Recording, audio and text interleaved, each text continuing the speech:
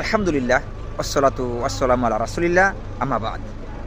আজকের বিষয় হলো নবী মুহাম্মদ সাল্লাল্লাহু আলাইহি ওয়াসাল্লাম এবং তার সাহাবারা কীভাবে তালাক দিতেন বা রাসূল ইসলামের সুন্নতি তালাক কীভাবে হবে এই বিষয়টি নিয়ে ইনশাআল্লাহ আলোচনা করব। নবী মুহাম্মদ সাল্লাম যখন তালাক দিতেন অত তার সাহাবারা তখন হায়েজ অবস্থায় তালাক দিতেন না। মেয়ে অপবিত্র অবস্থায় আছেন, মেয়ে মাসিক অবস্থায় আছেন, রাসূল ইসলামের সাহাবীরা তালাক দিতেন না। যখন মাসিক বন্ধ হয়ে যাবে, যখন গোসল করবে, তারপরে রাসূল ইসলামের সাহাবারা তালাক দিতেন। এটা হলো একটা কারণ।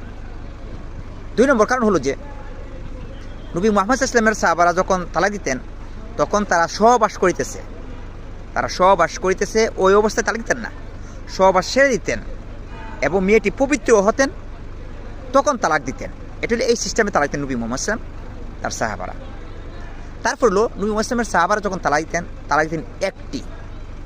একসাথে 2, 3 অথবা 1 এরকম ধরেন তালাক দিতেন না। তালাক দিতেন কি একটি তালাক দিতেন, কারণ একটি তালাক দিলে যথেষ্ট। মেয়ে পৃথক হয়ে যায়, যখন 3 হাজ পার হয়ে যাবে তখন মেয়ে পৃথক হয়ে যাবে, সে ওই মেয়ে ইচ্ছা করলে অন্য জায়গার মধ্যে বিবাহ করতে পারবে।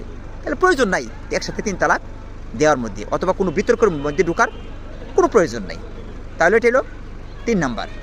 4 নম্বর হলো যে রাসূল ইসলামের সাহাবারা কখনো সহজে রাগান্বিত অবস্থায় তালাক দিতেন না। রাগান্বিত অবস্থায় তালাক দেওয়া নিষিদ্ধ, রাসূল ইসলাম নিষেধ করেছেন। এমনকি রাসূল ইসলাম বলেছেন যে লা তলাকা ওয়ালা আতাকা ফি ইগলাক, রাগান্বিত অবস্থায় তালাক দিলে তালাক হবে না। রাসূল ইসলামের হাদিস আছে রাগান্বিত অবস্থায় তালাক দেওয়া যাবে না।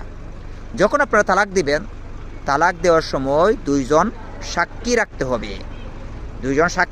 হবে। এটাই হলো নবী মুহাম্মদ সাল্লাল্লাহু আলাইহি ওয়াসাল্লামের সুন্নতি তালাক বা রাসূল ইসলামের সাহাবারা এইভাবেই তালাক দিতেন। আল্লাহু আ'লাম।